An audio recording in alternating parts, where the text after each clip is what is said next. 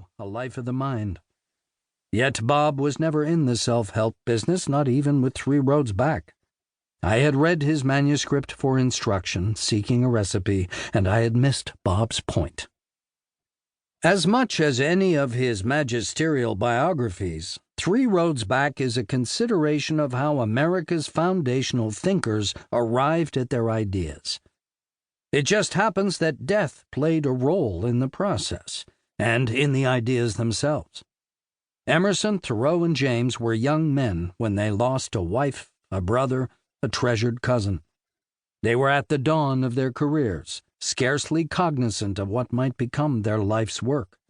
Although loss was a feature of most young lives in the American 19th century, a hard truth to which many were forced to adapt, Emerson lost both his father and an older brother by age 8, a younger sister 3 years later. These particular deaths, arriving to mingle with and dash our protagonists' fledgling hopes for the future, were both devastating and catalytic. Through a combination of self-examination and confrontation with the facts of the outer world, Bob writes, each of the 3 ultimately achieved a view of death as an inescapable part of living, and an acceptance that, at some level, there is no death. For Emerson and Thoreau, nature revealed that the very process of decay is a life process.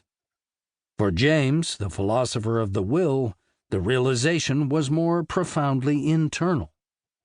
Death sits at the heart of each one of us, he wrote, enabling us to gather the resources within ourselves to maintain a true and courageous spirit.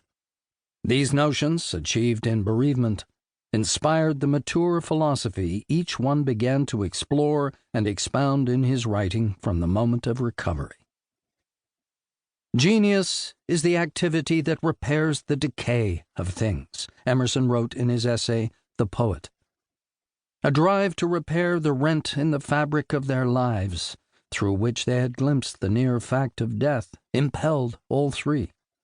When Bob tells us their examples of resilience count among their lasting contributions to modern life, he means 2 things. We can learn from their examples how to find our way back, and what they gave us as they moved forward became American philosophy.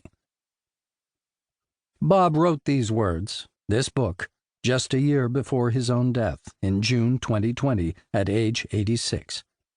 He couldn't have known his fate, but if loss was much on his mind that year, perhaps it was because he was looking back on the course of his own life.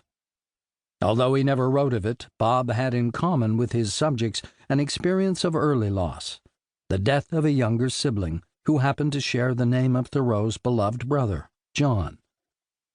Like John Thoreau, John Richardson was a golden boy, popular and athletic, good-natured, cherished. Leukemia took him at age 17 in a matter of weeks. Older brother Bob, a college student, had been assisting their father on a research trip in England when news of John's grim diagnosis reached them. His father flew back. Bob returned by Cunard liner with their luggage, arriving home shortly before his brother's death in a hospital operating room during a final surgery. Is it any wonder Bob's first biography told the story of a writer who held his brother John in his arms as he died, convulsing, delirious, of lockjaw?